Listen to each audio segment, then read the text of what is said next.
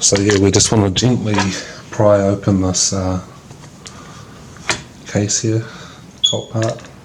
Just kind of zoom out, I guess.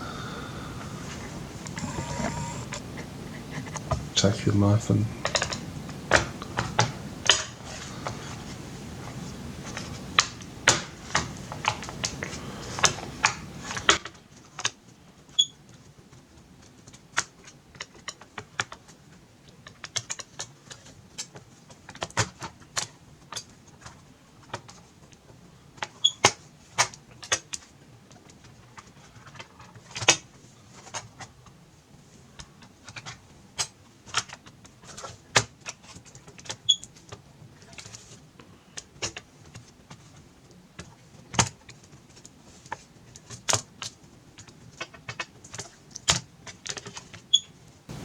see there's just a few screws on the side of this plate that holds it in place.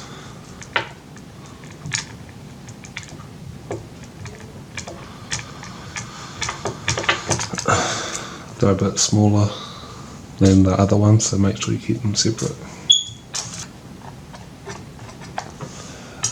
Then I just pull this plug out